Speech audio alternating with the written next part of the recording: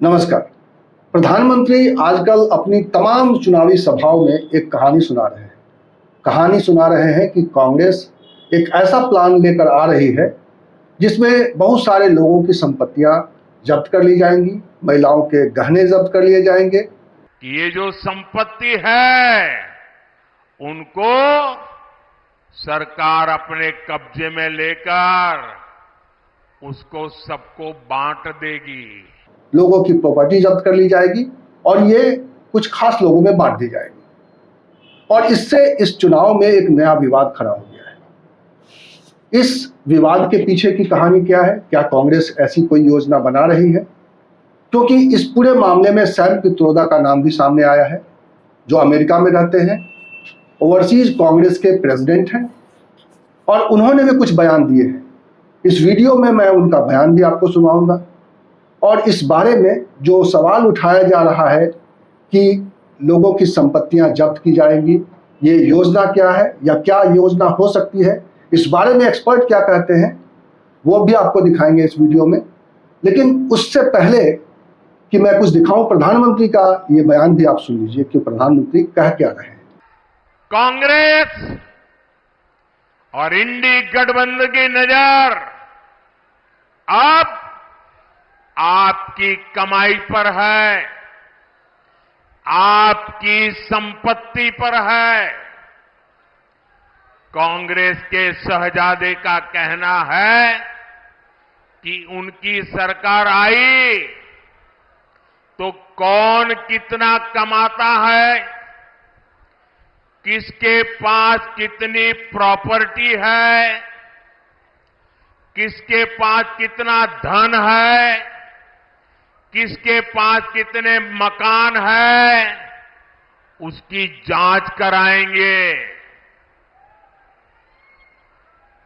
इतना ही नहीं, वो आगे कहते हैं कि ये जो संपत्ति है उनको सरकार अपने कब्जे में लेकर उसको सबको बांट देगी, ये कहते हैं।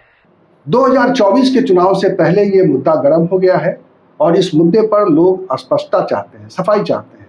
लोग जानना चाहते हैं कि सच क्या है।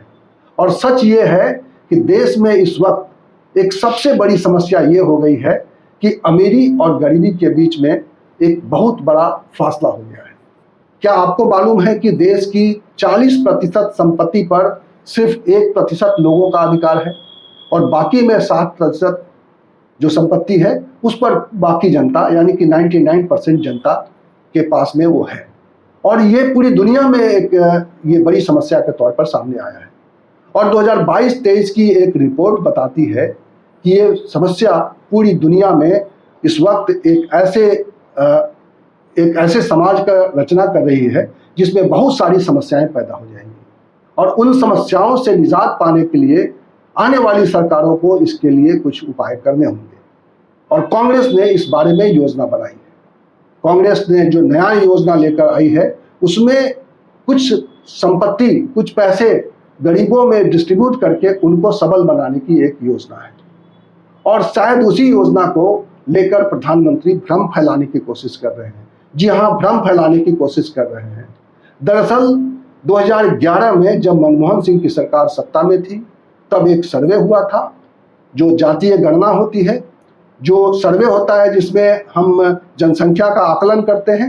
हर 10 साल में होने वाले उस आकलन के 2011 में खास बात ये थी कि उसमें जाति का भी नाम पूछा गया था और ये भी पूछा गया था कि किसके पास क्या आर्थिक आधार है, यानी उनके पास कोई मोटर गाड़ी है, उनके पास फ्रिज है, वो क्या उनके पास किस तरह के और संसाधन हैं, यानी लोगों की आर्थिक स्थिति को जानने की कोशिश भी की गई थी।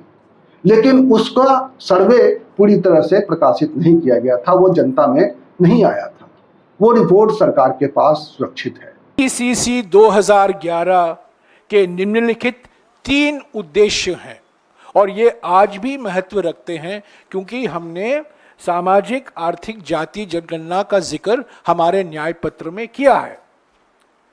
ये क्या 3 मकसद थे जो मैंने 2011 नवंबर में इस प्रस्तावना में, ये पब्लिक डॉक्यूमेंट था, मैंने लिखा था। पहला, घर घर जाकर सामाजिक आर्थिक गणना करना, जिससे परिवारों की सामाजिक आर्थिक स्थिति के आधार पर उनके स्तर का पता लगाना जाएगा।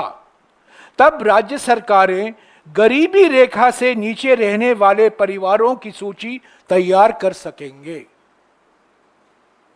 यानी कि यह बीपीएल सर्वे के माफिक होगा।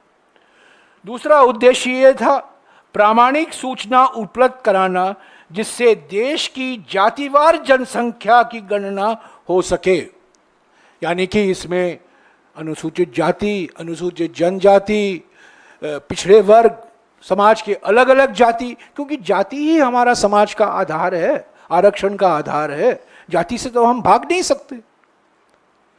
तो दूसरा मकसद यह था कि प्रामाणिक सूचना उपलब्ध कराना, जिससे देश की जातिवार जनसंख्या की गणना हो सके। और तीसरा मकसद यह था कि विभिन्न जातियों की सामाजिक आर्थिक स्थिति, विभिन्न जातियों की सामाजिक आर्थिक स्थिति और विभिन्न जातियों और जनसंख्या के विभिन्न वर्गों की शैक्षणिक स्थिति के संबंध में प्रामाणिक सूचना उपलब्ध कराना, ये 3 हमारे उद्देश्य थे। आज जयराम रमेश कांग्रेस के जो प्रवक्ता हैं, उन्होंने इस रिपोर्ट का हवाले से एक चैलेंज किया मोदी सरकार को कि क्यों नहीं वो ये रिपोर्ट प्रकाशित कर देती है। लेकिन फिलहाल ये मुद्दा इतना गर्म हो चुका है कि इस वक्त ये सवाल पूछा जा रहा है कि प्रधानमंत्री जो बात कह रहे हैं उसमें कितनी सच्चाई है, और वो उन्होंने जो सैम पित्रोदा के बारे में जो कहा है उसमें कितनी सच्चाई है। इस बारे में हमने बातचीत की बीबीसी में संवाददाता रहे रामदत्त त्रिपाठी से। रामदत्त त्रिपाठी ने क्या कहा है वो सुन लीजिए। देखिए, सबसे बड़ी बात तो जो प्रधानमंत्री मोदी जी ने मुद्दा बनाया है वो तो एक समाज में एक स्केयर या एक लोगों के अंदर डर पैदा करना चाहते हैं, मिडिल क्लास के, कि राहुल गांधी और उनके सलाहकार और कांग्रेस जो संपन्न लोग हैं उनकी संपत्ति उनके मरने के बाद ले लेंगे, पूरी नहीं मिलेगी उनको, और उसको फिर बांट देंगे गरीबों में। दरअसल पहली बात तो ये समझने की है कि आर्थिक गैर बराबरी हमेशा से एक बड़ा मुद्दा रहा है, चाहे वो डॉक्टर लोहिया रहे हों, जयप्रकाश रहे हों, गांधी जी रहे हों, कम्युनिस्ट हों, सभी में ये एक चिंता का विषय रहा है। और हिंदुस्तान के संदर्भ में इस समय ये जो बाहर के विश्लेषण आए हैं, सर्वे आए हैं, वो ये है कि बहुत ज़्यादा, मतलब अंग्रेजों के समय में जो आर्थिक गैर बराबरी थी उससे ज़्यादा बढ़ गई है।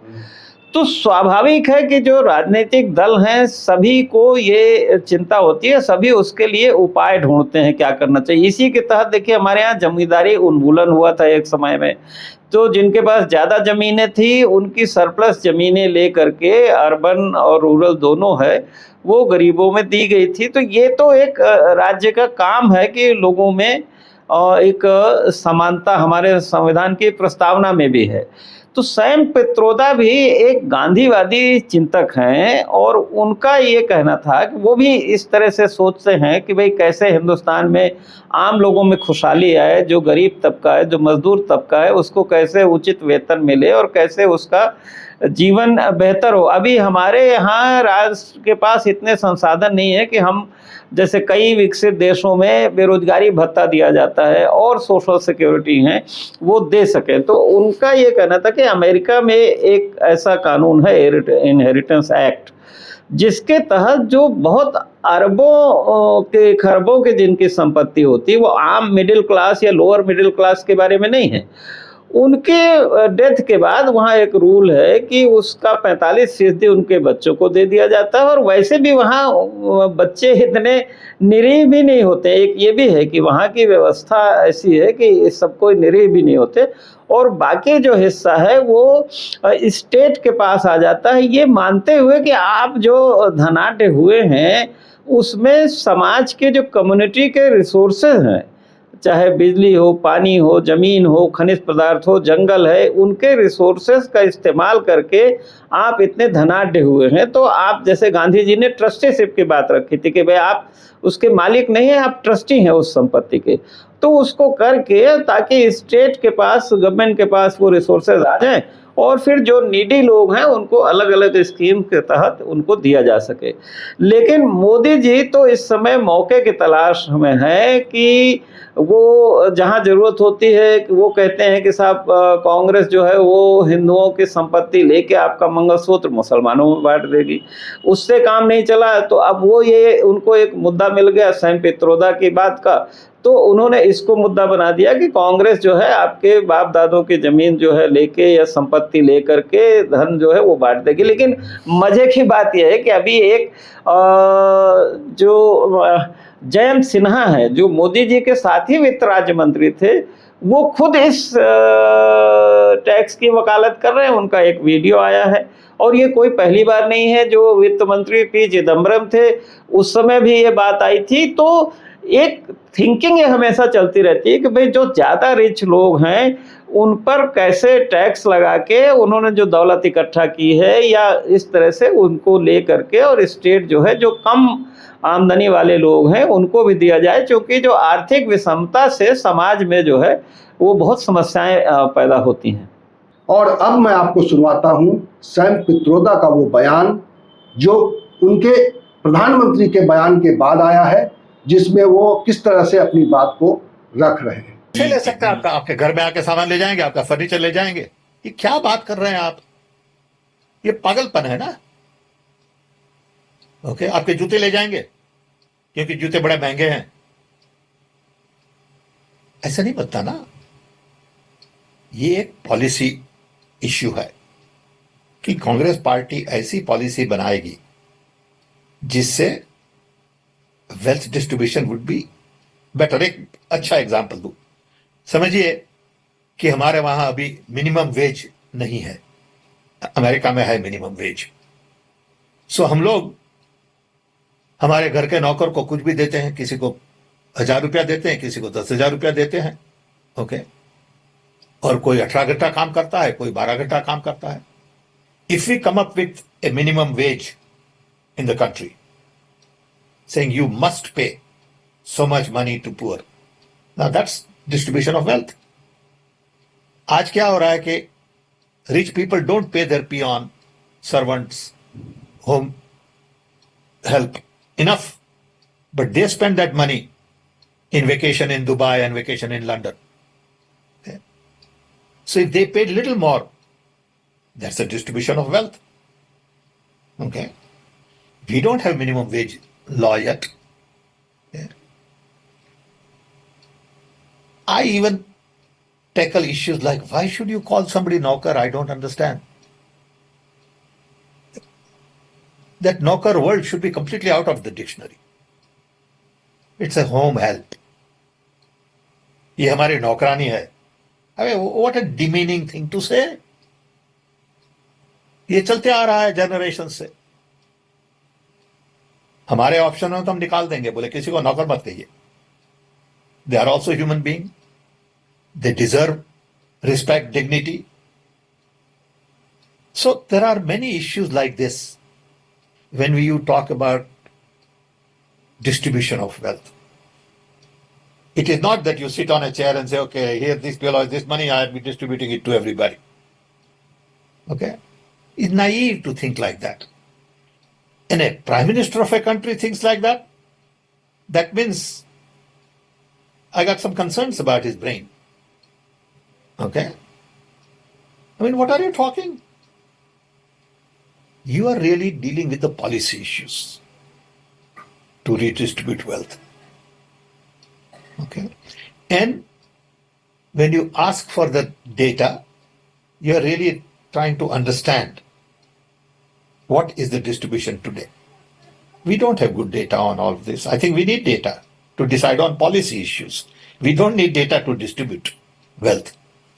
We need data to decide on policy issues going forward.